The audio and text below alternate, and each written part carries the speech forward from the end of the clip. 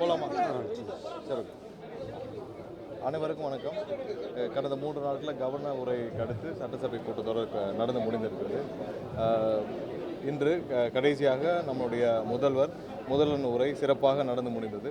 இந்த 40 நாட்கள் தமிழக அரசு, நம்மளுடைய முதல்வர் அண்ணன் விஜய் தலைமையிலான அரசு என்னென்ன சாதனைகள் செய்தது, என்னென்ன திட்டங்களை கொண்டு வந்தது, என்னென்ன மாதிரியான மாற்றங்கள் ஒவ்வொரு துறைகளிலும் கொண்டு வந்தது, இந்த 40 நாட்கள் என்ன இந்த அரசு செய்தது, இன்னும் என்ன செய்ய போகிறோம், எதை நோக்கி சென்று கொண்டிருக்கோம் என்பதை அனைத்தையும் உள்ளடக்கிய ஒரு உரையாக முதல்வருடைய உரை இருந்தது. முதல்வர் உரை துவங்கிய உடனே, அதாவது லைவ் போயிட்டுருக்கு, எல்லாருக்கும் தெரியும், லைவில் இருக்குது. முதல்வர் மக்கள் எல்லாம், தமிழக மக்கள் உலகம் முழுவதும் வந்து பார்த்துக்கிட்டு இருக்காங்க. லைவ் இருக்கிறப்பே வந்து பார்ட்டி ஃபண்டுன்னு சொன்ன உடனே என்ன திமுகவுக்கு என்ன பயம்னு தெரில, உடனே எழுந்து நின்று அவர்கள் வந்து முதல்வர் பேசப்படாமல் தடுக்க முயற்சி செய்தனர். அதற்கப்புறமும் வந்து அவர்களால் உள்ளே இருக்க முடியாமல், இந்த திருடனுக்கு தேல் கொட்டின மாதிரி இருக்க முடியாமல் அங்கே சட்டசபையிலேருந்து வெளிநடப்பு செய்தனர். நான் கூட வெளிநடப்பு செஞ்சோன்னே போயிட்டாங்கன்னு பார்த்தேன். தற்போது தான் வந்து எதிர்க்கட்சி தலைவருடைய பேட்டி பார்த்தேன். முழுவதும் அவருடைய அறையில் உட்காந்து முதலுடைய ஒரு உரையை வந்து முழுவதுமாக எதிர்க்கட்சி தலைவர் அவருடைய அறையில் உட்காந்து பார்த்து விட்டு வந்து ப்ரெஸ் மீட் கொடுத்ததை பார்த்தேன். பரவாயில்ல, நான் கூட கேட்க மாட்டான்னு நினச்சேன்.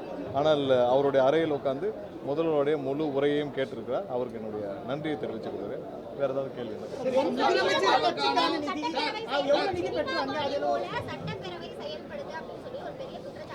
எல்லாருக்கும் அவருடைய ஸ்டைல் ஒன்று, எல்லாருக்கும் அவருடைய பாணி இருக்கும். நான் என்னுடைய பாணியில் நான் மட்டும்தான் பேச முடியும். திரு கலைஞர் அவருடைய பாணியில் கலைஞர் மட்டும்தான் பேச முடியும். புரட்சித் தலைவர் எம்ஜிஆர் பாணியில் எம்ஜிஆர் மட்டும்தான் பேச முடியும். அதை எம்ஜிஆர் பேசுவதே அன்று கிண்டல் செய்தார்கள்.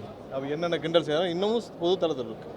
அவர் வந்து அப்போவும் இதே தான் சொன்னாங்க. திரு எம்ஜிஆர் என்னென்ன சொன்னார்களோ அதை தான் எங்களுடைய முதல்வர் இன்னைக்கு சொன்னார். அதே டெக்னிக்கை தான் இப்பயும் ஃபாலோ பண்ணுறாங்க. எம்ஜிஆரை என்ன சொன்னாங்களோ அதே தான் இப்போவும் வந்து நம்மளுடைய தமிழக முதல்வரை பார்த்து சொல்கிறார்கள். அதில் இவர்கள் எந்த டெக்னிக்கையும் மாற்ற போகிறதில்ல. என்ன ஆக்கப்பூர்வமாக என்ன பண்ணுங்க, என்ன பண்ண சொன்னீங்க அதை செய்யுங்க. பார்ட்டி ஃபண்டுன்னு சொன்னாங்க. பொது தளத்தில் 2 நாட்களுக்கு முன்னாடி பள்ளி கல்வித்துறை சம்பந்தமாக 400 கோடி பார்ட்டி ஃபண்ட் எல்லா உங்களுடைய அனைத்து ஊடகங்களும் பதிவு செஞ்சீங்களா இல்லையா? அந்த பார்ட்டி ஃபண்ட் யாருக்கு போச்சு? வழக்கு தொடுக்கப்படும். வழக்கு கண்டிப்பாக தொடுக்கப்படும். அது மாதிரி பார்ட்டி ஃபண்டு போச்சுல.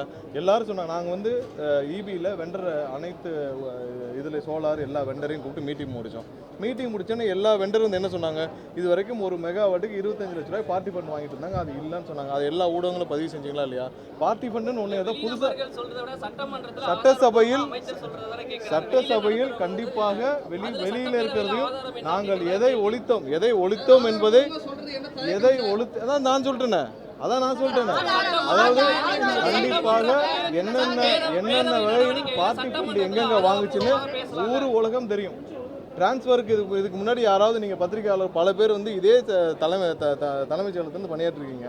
யாராவது ஒருத்தர் நீங்கள் டிரான்ஸ்ஃபருக்கு ₹1 இல்லாமல் டிரான்ஸ்ஃபர் வாங்கிக்கலாம். ஆனால் இன்னைக்கு சொல்லுங்க டிரான்ஸ்ஃபர் யாருக்கு நியாயமாக நேர்மையாக டிரான்ஸ்ஃபர் கிடைக்குதான்னு சொன்னால் நீங்கள் சொல்லுங்கள்.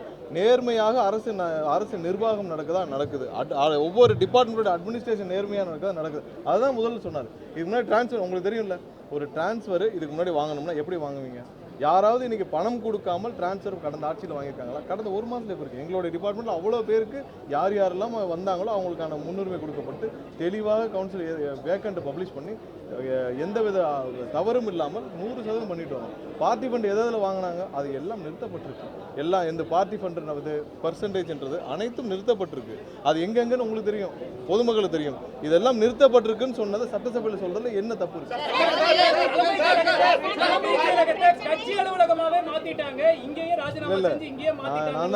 நான் திரும்பவும் சொல்றேன், இதற்கு முன்னால் தலைமைச் செயலகத்துக்குள்ள சாமானிய மக்கள் யாரும் வந்ததில்லை. இன்னைக்கு தலைமைச் செயலகத்துக்குள்ள, இதுக்கு முன்னாடி எப்படின்னா தலைமைச் செயலகத்துக்குள்ள புரோக்கர்கள் மட்டும்தான் நடமாடி கொண்டிருந்தார்கள். அந்த அரசு சார்பாக அரசுக்கு பணம் வாங்கி கொடுக்கும் புரோக்கர்கள் மட்டும்தான் நடமாடி இருந்தாங்க. இன்னைக்கு சாமானிய மக்கள், பொதுமக்கள், ஒவ்வொரு அமைச்சருடைய அலுவலகத்துக்கு வெளியில் நீங்கள் போய் நின்று பாருங்க, வர்றதெல்லாம் சாமானிய ஏழை எளிய மக்கள். ஒவ்வொரு நாளும் அவங்களுடைய கஷ்டங்களுக்காக வர்றாங்க. ஒவ்வொரு அமைச்சரும் என்ன செய்யணுமோ அவ்வளவு கிரிவன்ஸையும், முன்னாடி கிரிவன்ஸ் டைம்னு ஏதாவது இருந்துச்சா? இப்போ தான் இந்த அமைச்சரை பார்க்கணுன்னு இருந்துச்சா, இல்லை முதல்வர் பார்க்க ஏதாவது கிரீவன்ஸ் டைம் இருந்துச்சா? இப்போ எப்போ வேணாலும் எந்த அமைச்சர் வேணால் பார்க்கலாம். ஏன்னா எல்லாரும் 9 மணிக்கு ஆஃபீஸ் வந்துடுறாங்க, தலைமைச் செயலர் வந்துடுறாங்க, சாயந்தரம் வரை இருக்கிறாங்க. இரவு 8 மணி 9 மணி வரைக்கும் பல அமைச்சர்கள் இருந்த மக்களை சந்திக்கிறாங்க. ஒவ்வொரு நாளும் மக்களுக்கு தேவையான கிரிவன்ஸ் எல்லாம் அங்கங்கே நாங்கள் சார்ட் அவுட் பண்ணி அமைச்சிக்கிட்டே இருக்கோம். மக்கள் ஒரு நாளைக்கு ஒவ்வொரு அமைச்சரும் 500லேருந்து 1000 பேர் வந்து சந்திக்கிறார்கள். அதை நீங்கள் ஒவ்வொரு அமைச்சரோட அலுவலகத்திலையும் வெளியிலேயே பார்க்கலாம். அதில் ஒரு சில கட்சிக்காரர்கள் இருக்கலாம், பெரும்பாலும் ஏழை எளிய மக்கள் எல்லா பகுதியிலேருந்து வந்து பார்க்குறாங்க. அதை இவர்கள் பொறுத்து கொள்ள முடியாது. இவங்களாம் புது ஒரு அட்மினிஸ்ட்ரேஷனாக இருக்குது, புதிதாக இருக்குது. தலைமைச் செயலகத்துக்குள்ள பொதுமக்கள் இவ்வளோ பேர் வந்து அமைச்சர்களை பார்க்குறது என்னன்னா, இது நம்ம இருக்கப்போ யாரும், நீங்கள் இருக்கப்போ யாருமே நீங்கள் விடலையே, நீங்கள் இருக்கப்போ எத்தனை பேர் நீங்கள் வந்து பொதுமக்களை பார்த்தீங்க? உங்களை சந்திப்பது உங்கள் குடும்பத்தை சார்ந்தவர்கள். உங்கள் ஒவ்வொரு துறைக்கும் 20 PA வச்சுருந்தீங்க. நாங்கள் சொல்லிட்டோம் எந்தெந்த துறையில் எவ்வளோ PA வச்சுருந்தீங்கன்னா, 20 PA எதுக்கு வச்சுருந்தீங்க? 20 PA வசூல் பண்ண வச்சுருந்தீங்க. அப்படி தானே ஒவ்வொரு துறை இருந்துச்சு. நாங்கள் முன்னாடியே லிஸ்ட் பண்ணி சொல்லியிருக்கோம்ல, ஒவ்வொரு துறைக்கும் 20 பாயிண்ட்டை போட்டு 20 இடத்துல வசூல் பண்ணுற வேலை தான் பண்ணீங்க. ட்ரான்ஸ்ஃபர் ஒருத்தர், ப்ரொமோஷன் ஒருத்தர், டெண்டர் பார்க்கர் ஒருத்தர், கான்ட்ராக்ட் ஒருத்தர், ஒவ்வொரு துறையிலையும் 20-10 பேரை வச்சு நீங்கள் வசூல் பண்ணிட்டு இருந்தீங்க. இப்போ அப்படிலாம் கிடையாது. நீங்கள் எல்லாம் முன்னாடி தலைமைச் செயலருக்கு வர்றதே வந்து ஒரு சில புரோக்கர்களை சந்திச்சுட்டு போகிறதுக்கு மட்டும்தான். ஆனால் இப்போ தலைமைச் செயலகத்தில் சாமானிய மக்கள், எளிய மக்கள் வந்து சந்திச்சுட்டு போகிறாங்க, அமைச்சர்களை பார்க்குறாங்க. அதில் எந்த தவறும் இல்லை. அது என்ன குறை சொன்னாலும் நேரில் எல்லாரும் வந்து பார்த்துக்கலாம். இந்த ஆட்சி அமைஞ்சதில் முதலமைச்சர் பேரவையில் சொன்னாரு. ஆனா எதிர்க்கட்சி தலைவர் ஒரு சார்ந்த அதிமுகவினரை சந்தித்தது ஏன்ற கேள்வி எழுப்புறாரு. நாங்கள் ஏற்கனவே இதுக்கு விளக்கம் கொடுத்து விட்டோம். திரு எடப்பாடி அவர்களை சந்திக்கிறதுக்கும் நேரம் கேட்டோம். ஆனால் அப்பொழுது அவர்கள் இருந்த சூழ்நிலையில் நான் இப்பொழுது சந்தித்தால் நிறைய, அவருக்கு அப்போ உள்கட்சி பிரச்சனை உச்சத்தில் இருந்தது, அதுக்கு சந்தித்தால் நல்லா இருக்காதுன்னு சொல்லிட்டாங்க.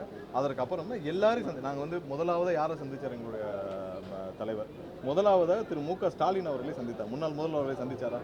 எல்லாரையும் சந்திச்சாரா? எல்லாரையும் சந்திக்க நேரம் கேட்கப்பட்டது. அப்போ சொன்னாங்க, எனக்கு ரிப்ளை பண்ணுறதை சொன்னாங்க, யாரை சந்திச்சாங்கன்னு. திரு எடப்பாடி அவர்களுக்கு நேராக ஃபோன் கிடையாது. அவரை சுற்றி இருக்க 3-4 பேருக்கு தான் தொடர்பு கொள்ளணும். அந்த 3-4 பேருக்கும் தொடர்பு கொண்டு விஷயத்தை தெளிவுபடுத்தணும். அவருக்கு யாராவது ஒருத்தர், இப்போ நீங்களே இவ்வளோ பேர் நாள் இருக்கீங்க, திரு எடப்பாடி அவர்களுக்கு நேரடியாக ஃபோன் இருந்து யாராவது பேசியிருக்காங்களா? அவருக்கு நேரடியாக ஃபோன் கிடையாது. அவருடைய உதவியாளர் ஒருத்தர் இருப்பார், அதில் கூட இருக்கும் ஒரு சில முன்னாள் அமைச்சர் இருப்பாங்க, அவங்க மூலியமாக தான் அவரை தொடர்பு கொள்ள முடியும். இப்போ எங்களுடைய தலைவர்கள் நேரடியாக தொடர்பு கொள்ளலாம். ஸோ அந்த மாதிரி தான் அவர் எடப்பாடி அவரை சுற்றி வச்சிருப்பார். அதன் மூலியமாக தகவல் தெரிவிக்கப்பட்டு கேட்கப்பட்டது.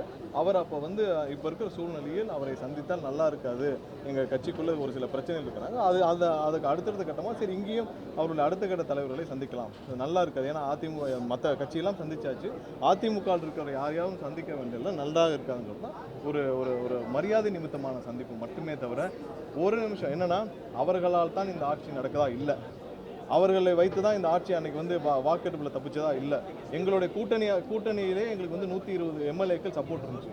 அது வந்து அவர்களை மரியாதை நிமித்தமாக புரட்சித் தலைவர் ஆரம்பித்த கட்சி, அம்மா வழிநடத்திய கட்சி, அந்த கட்சியில் சேர்ந்த மூத்த தலைவர்களை சந்திப்பதில் எந்த தவறும் இல்லை.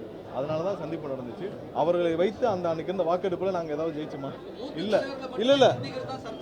அது வந்து மரியாதை நிமித்தமான சந்திப்பு. அன்று கேட்கப்பட்டது கடைசி நிமிடம் இல்லைன்னு சொன்னாங்க.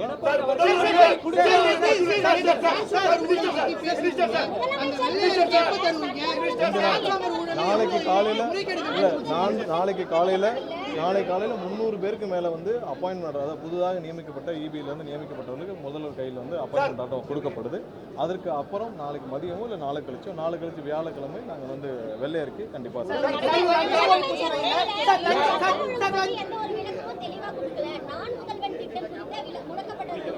பாருங்க. திரும்பவும் ஒரு தவறான தகவலை சொல்றாங்க. நேற்று எதிர்க்கட்சி தலைவருக்கும் அங்கேயே விளக்கம் கொடுக்கப்படுச்சு. நான் முதல்வன் திட்டத்தை அந்த திட்டம் முடக்கப்படவில்லை. அந்த திட்டத்தின் பெயர், ஏன்னா ஒவ்வொரு திட்டத்தின் பெயர் வந்து கண்டிப்பாக அந்த திட்டத்துடைய செயல்பாடு குறித்து இருக்கணும். அந்த திட்டம் என்ன பண்ணுது? திறன் மேம்பாடு, ஸ்கில் டெவலப்மெண்ட் பண்ணுது. ஸோ நான் முதல்வன் சொல்கிறதுனால பல பேருக்கு பெரிய குழப்பம் வருது. அவங்க குடும்பம் இருந்த வேணால் நான் முதல்வன் சொல்லி அந்த குடும்பம் மட்டும் முதல்வராக இருந்து பெருமைப்பட்டு கொள்ளலாம். ஆனால் இது ஸ்கில் டெவலப்மெண்ட், மிக ஏழை எளிய மக்களுக்கு திறன் மேம்பாடு, ஸ்கில் டெவலப்மெண்ட் சம்மந்தப்பட்ட துறைன்னு பெயர் மட்டும் புரியும்படியாக மாற்றப்பட்டிருக்கு. நீங்கள் நான் முதல்வன் சொல்லிட்டு நம்ம வந்து ஸ்கில் டெவலப்மெண்ட் பண்ணுறோம், நான் முதல்வன் சொல்கிறதுல பல குழப்பங்கள் இருக்குது. அங்கே இருக்கிற அதிகாரிகளும் பல பேர் தெரிவித்தாங்க. அவர்கள் போன இடத்துல அவங்க ஏதோ அதை வெற்றி அந்த குடும்பமே பெருமைப்பட்டு கொள்வதற்காக நான் முதல்வன் சொல்லிட்டு சுற்றிட்டு இருந்திருக்கலாம். ஆனால் இதோடைய நோக்கம் நிறைவேறவில்லை. அதனால ஸ்கில் டெவலப்மெண்ட் மட்டும் தான் மாற்றப்பட்டிருக்கு. அந்த ஸ்கில் டெவலப்மெண்ட் மட்டும் தான் மாற்றப்பட்டிருக்கு. அந்த திட்டத்தில் வேறு எந்த விதமும் முடக்கப்படவில்லை.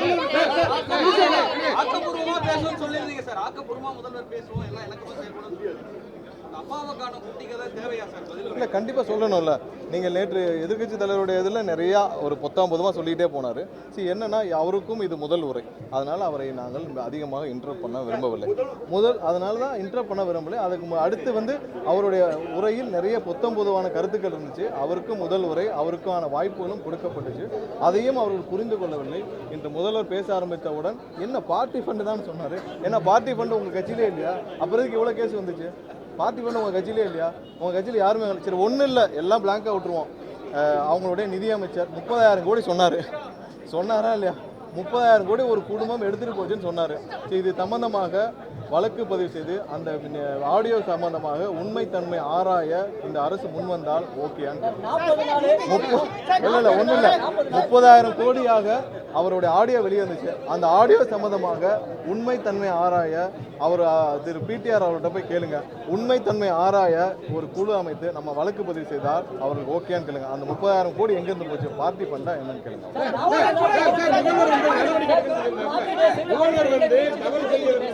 அதாவது நான் இங்க பாருங்க, சட்டம் ஒழுங்கு எப்படி செயல்படுது எல்லாருக்கும் திரும்பவும் நான் சொல்லிக்கிறோம். சட்டம் ஒழுங்கு எப்படி செயல்படுதுன்னு தெளிவாக முதல்ல சொல்லிட்டார். ஒவ்வொரு இடத்துலையும் கேஸ் எப்படி ஃபைல் பண்ணுது. முன்னாடி இருந்த காலகட்டத்தில் எல்லாமே சிஎஸ்ஆராக தான் இருக்கும்.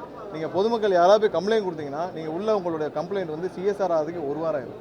சிஎஸ்ஆர் ஆன பிறகு நீங்கள் எஃப்ஐஆர் போடுங்க. ஏன் பாலியல் குற்றங்களுக்கு அப்படி தான். குழந்தை மீது பாலியல் குற்றம் செய்து ஒரு ஒரு கூட்டு பாலியல் பலாத்காரம் குழந்தை மீது நடத்தப்பட்டது கூட 1 வாரம் ஆச்சு எஃப்ஐஆர் ஃபைல் பண்ணுறதுக்கு. அதுவும் ஹைகோர்ட்டெல்லாம் தலையிட்டு சொன்ன பிறகு.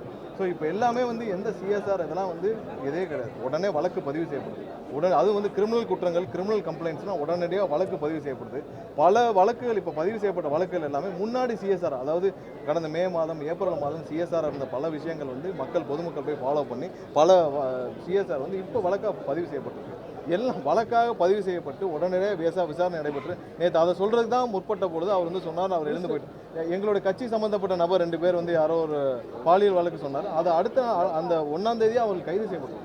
அந்த 2 பேரும் நான் சம்மந்தப்பட்ட அந்த பாலசுமன் 2 பேர் வந்து உடனடியாக கைது. நான் ஒரு தெரிஞ்சு சொல்கிறாரா தெரியாமல் சொல்கிறாரா நான் வெரிஃபை பண்ணிட்டு வந்தேன். அதற்குள்ளே கிளம்பி விட்டார் நேற்று எதிர்க்கட்சி தலைவர். அவங்க 2 பேர் கைது செய்யப்பட்டாங்க. யாருக்கும் எந்த பாரபட்சமும் கிடையாது. எல்லார் மீதும் கடுமையான நடவடிக்கை எடுக்க போகிறது. இல்லை சம்மந்தப்பட்ட எங்கே பாருங்க, நீங்கள் நேற்று அந்த வழக்கில் சம்மந்தப்பட்ட நபர் உடனடியாக கைது செய்யப்பட்டார். அது நேற்று இல்லை, அந்த 1ஆம் தேதி கைது செய்யப்பட்டு விட்டார். 1ஆம் தேதி கைது செய்யப்பட்டு விட்டார். நீங்கள் சட்டமன்ற உறுப்பினர் மீது என்ன கம்ப்ளைண்ட்னா அவர்கிட்ட சொன்னேன்னு சொல்லியிருக்காங்க. சரி, அதற்காக நீங்கள் சட்டமன்ற உறுப்பினர் மீது என்ன நடவடிக்கை? அவர் எல்லாருக்கும் சொன்னதன் அடிப்படையில் நீங்கள் அந்த கம்ப்ளைண்ட் கொடுத்ததன் அடிப்படையில் உடனடியாக அவர் அந்த நபர் மீது கைது செய்யப்பட்டு அவங்களே கட்சியிலிருந்து அடிப்படை உறுப்பினர் நீக்கியாச்சு. ஸோ ஒவ்வொரு நாளும் பலர் வந்து கட்சியில் சேர்ந்துட்டு இருக்காங்க. ஆனால் யாராவது தவறு செய்தால் யாராக இருந்தாலும் எவ்வளோ உயரிய பதவியில் இருந்தாலும் இந்த அரசு முதல்வர் யாரையும் காப்பாற்ற மாட்டார். தவறு செய்த நபர்கள் காப்பாற்ற மாட்டாங்க. முதல்வர் வந்து தவறு செய்தால் கண்டிப்பாக நடவடிக்கை எடுக்குன்னு சொன்னார். ஏற்கனவே கேஸ் 2-3 கேஸ் இருக்கு. என்ன டிலே நீங்க சொல்லியிருக்கீங்க, ஆளுநர் மாளிகையில் அந்த தேக்கம் இருக்குன்னு. வேற மற்ற கேஸ் எவ்வளவோ இருக்கு. எனவே தவறு கண்டுபிடிக்க காலதாமதம் நீங்க பண்றீங்க. இல்ல நாங்க எந்த காலதாமதம் பண்ணவில்லை. ஏன்னா யாராவது முன்னாள் எம்எல்ஏக்கள் இல்லை முன்னாள் அமைச்சர்கள் இல்லை எம்எல்ஏ யார் மேலேனாலும் 17 எப்படி நீங்க வந்து கவர்னருக்கு போகும். இதுவரை 2 பேருக்கு வந்து திரு அனிதா ராதாகிருஷ்ணன் அவர்கள் மேலேயும் திரு செந்தில் பாலாஜி அவர்கள் மேலேயும் 10 நாள் ஆச்சு, 2 வாரத்துக்கு மேலே ஆச்சு. இதுவரைக்கும் கவர்னர் ஒப்புதல் கொடுக்கவில்லை. அவர்களுக்குள்ள மிகவும் இணக்கமாக இருக்கும் காரணத்தினால் அதாவது திரு செந்தில் பாலாஜி அவர்கள் மீது விசாரணை நடத்த வேண்டும் என்று கேட்டது இடி தான். அப்புறத்துக்கே கவர்னர் இன்னும் அந்த ஃபைலை பத்திரமா வச்சிருக்கான்னு தெரியல. யாருடைய உத்தரவுக்காக காத்திருக்கான்னு தெரியல. அவர்களுக்கு என்ன உறுதி கொடுக்கப்படும் தெரியல. எப்பயுமே பாரதிய ஜனதா கட்சி அவங்களுக்குள்ள ஒரு ஆதாயம் இல்லாமல் ஒரு ஃபைலை நிறுத்தி வைக்க மாட்டார். நான் நேற்றே சொன்னவன், கவர்னர் தனியாக எந்த முடிவும் எடுக்க மாட்டார். அரசியல் ரீதியான முடிவுகள் மட்டும்தான் எடுப்பார். அவர் கண்டிப்பாக இந்த ஃபைலை நிறுத்தி வைக்கிறதுக்கான காரணம் கண்டிப்பாக வேற ஏதோ உத்தரவாதம் திமுக அவர்களுக்கு கொடுத்திருக்கிறது. அதன் காரணமாக அதை பொறுத்திருந்து பார்ப்போம்.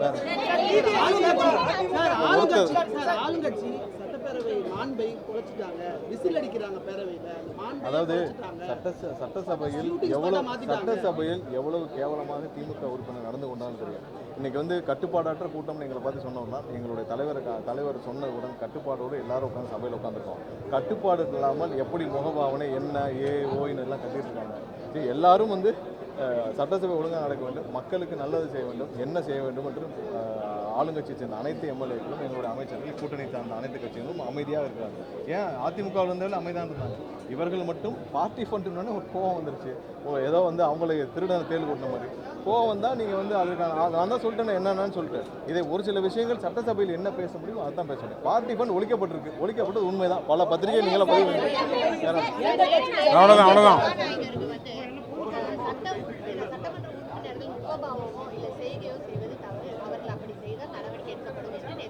ஆமாம் யாரையும் தனிநபரையும் குறிப்பிட்டு சொல்லவில்லை. முதல்வர் வந்து அவர் இந்த அரசு எப்படி செயல்படுதோ அதை சொல்லி காட்டினார். அவ்வளோதான். நன்றி.